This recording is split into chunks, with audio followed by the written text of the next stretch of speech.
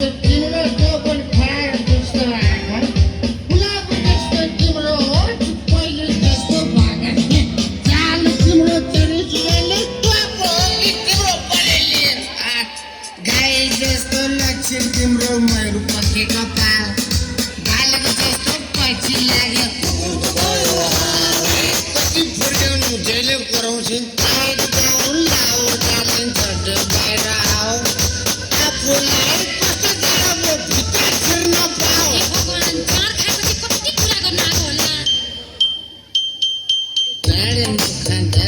कुरा खाँदाखेरि आउँछ अमृत खाँदा बन्ने यति मजा कसले पाउँछ हाड खाने सब खाने रक्सी भने रक्सी निचासको रक्सी कति होटल पाल्ने पक्षी सुरुमा झाड सुकाउन अर्काले पैसा तिर्ने पानी परेपछि आफ्नो खल्तीले मात्रै फिर्ने झाडा पर्दा आफ्नो दाँत कहिले झरेको छैन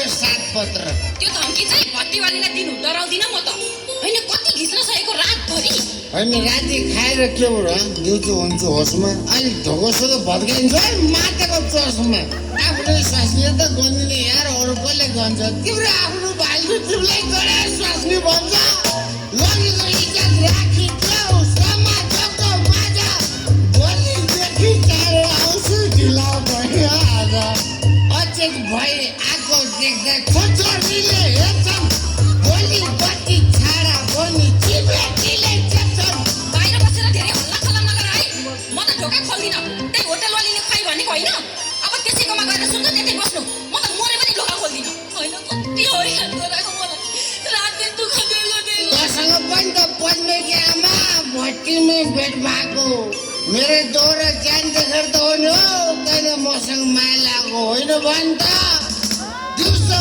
गएर सधैँ तेरो गर्व हैकम चल्छ मैले कमाएर ल्याउँदा मात्रै चुलोमा आगो बल्छ ढोका खोली मलाई भित्र बोल्न मिठो बोली पैना रसी साथी चलन किन्नु चुला बोली फकाइ पनि ढोका खोल्दै खोल्दिन जता जाने हो जाऊ अरू काले आफ्नो लोकेको कत्रो इज्जत गर्छन् आफ्नो चाहिँ आधी रातमा चिच्याएर मर्छन् ढोका खोल्नु डरले आमा ढोका खोल्नु हो ढोका काटेर खोल्दैछ भने म बाहिर लडे हो ढोका खोल्न भन्दैछु आप ढोकै छोडिदिन्छु सधैँ दुःख दिन्छु यार म त बाहिर लडिदिन्छु कुनै छैन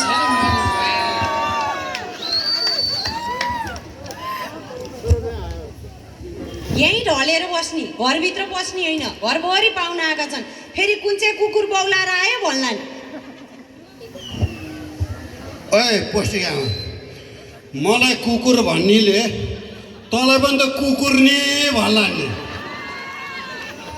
भन्दैनन् मलाई तिमी बिहान घरबाट कहाँ जान्छु भनेर गएका थियौ भन त म घरबाट 2862 मा जान्छु भनेर गएको घर आएँ ए आमा यो सिन्धुपाल्चोकमा 2862 भन्ने ठाउँ पनि छ र के को ठाउँको नाम हुने नि 2862 सोनाम लोसारमा मितज्यू पनि मितिनीज्यू पनि आउनु पर्छ भनेर चौरीबार तामाङले अझै घरमै आएर भने होइन गाउँ सबै त्यो कार्यक्रम सफल पार्नुपर्छ भनेर बिर्सिस ए भनेपछि तिमी एक्लै गएर टन्न घिचेर आयो होइन ओए लोनी खा घिचे भन्छ साहा मात्रै हो अब आफ्नो त मित फलक धेरै उहाँ नि मितिनी उहाँ कहाँ अलिकति गरेर चाहे अनि उहाँ कहाँ अलिकति चाहे अनि उहाँ मेरो मितवा उहाँ आफ्नै मितवा नमस्कार है आउनुभएको छ उहाँ मितवाको अलिकति चाहे मात्रै हो खाएको होइन चाख्छौ तिमीले बुद्धि नभएको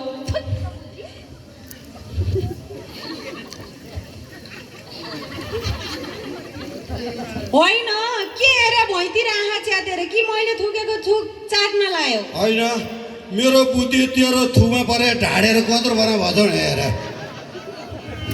अब उडेपछि यस्तै हो के गर्नु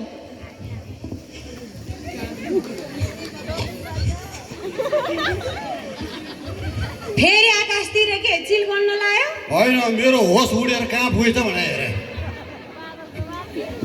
फुस्केपछि यस्तै हुन्छ भन्थ्यो, हो रहेछ। खुसिया छैन, बाना छ। के बाँधेको छौ? घरमा दाम्लोले बाख्रा बानेछ, यहाँ इँदाले कम्मर बानेछ।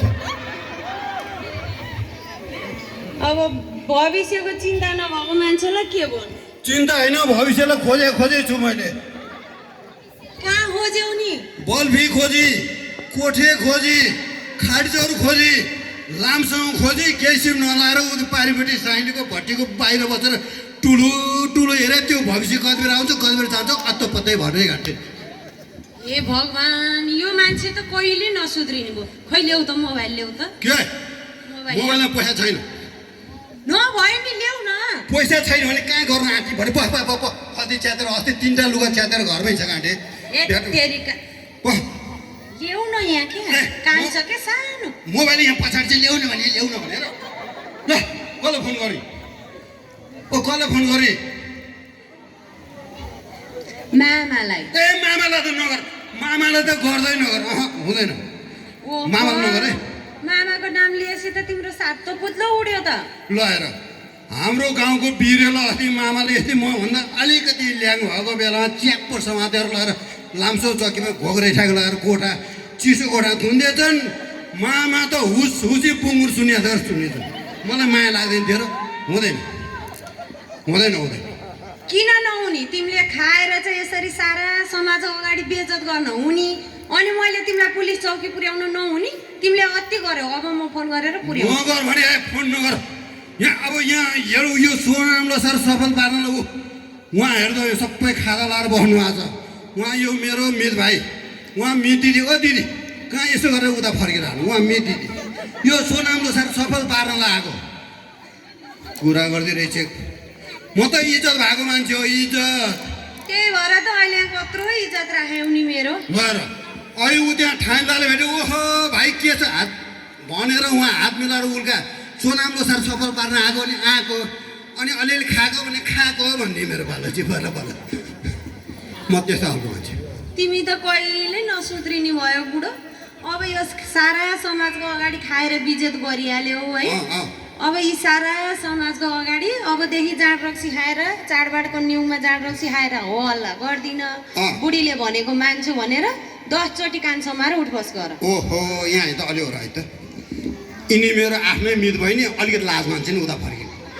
उहाँ मेरो ठुलो मित दाइ, आफ्नै ठुलो मित दाइ, उहाँ मित दाइको नि मिति नि।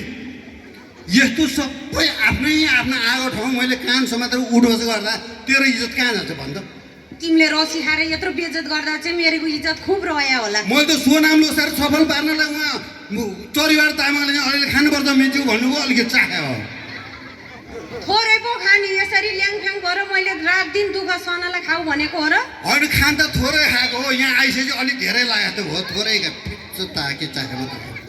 खुरुक्क उठबस गरेर सबैको अगाडि माफी मागे, आजबाट जाँड खान छोड्छु भनेर। ल बुढी, तैँले भने कुरो ठिक हो, बुढाबुढी सल्लाह मिल्न नि पर्छ होइन। यो मासमा आफ्नै लोग्नेलाई उठबस गर्न लाउनु चाहिँ हुँदैन। अरू कुरो के भन्नुपर्छ भन्, म भित्रै गएर उठबस गर्छु, कतिचोटि 50 चोटि गरिदिन्छु। ल अरू कुरो भन्। ल यसो गरेन छैन, उसो गरेन छैन, अब त्यसले नारा लगाऊ। नारा? ओहो, यो भोको पेटमा कसरी नारा लाउनु होला? म त अलिक सक्दिनँ होला है, पेटमा केही छैन। अघि उहाँ मिजुकोमा गएर टन्न हँसुरेर आएको भनेको होइन? फेरि हँसुर्या भने यहाँ सुन्न, मिजु कहाँ ठुलो मिजु कहाँ गएको है झोलै, माइलो मिजु कहाँ गएको झोलै, उहाँ मितिन दिदी कहाँ गएको त्यहाँ पनि झोल। ठोस पदार्थ शरीरमा पर्नु पाएन, अब झोलले छोड्न आँट्यो। अहिले भित्र गएर खाजा खाऊ। ल पहिला नारा लगाऊ। नारा चाहिँ के लाउनु पर्यो भन त? अब के हुनु नि, म हाम्रो सोनाम लोसार भन्छु, तिमी राम्रो लोसार हाम्रो लोसार भन। आमा नारा पनि यति लाम्रो छ, कहिले लाइसक्नु? ए बुढी, मेरो आवाजले अलिकति काम गर्दैन होइन? उहाँ मेरो मितिनी बहिनी हेर कस्तो चलक्क परेर। यसो गर, अब म तैँले भनेर नारा लाउँछु होइन? सबै यहाँ मित भाइ, मित बहिनी, मितिनी सबै आफ्नो आफ्नो मान्छे छन् होइन? मित सालीहरू पनि छन्। त्यसले गर्दा म तैँले भनेर नारा लाउँछु, तर उहाँहरूलाई पनि यसो नारा लाउनु पऱ्यो भनेर अनुमति लिनु त। ल है त हजुर, म हाम्रो सोनाम लोसार भन्छु, तपाईँहरूले राम्रो लोसार हाम्रो लोसार भन्नु होला है।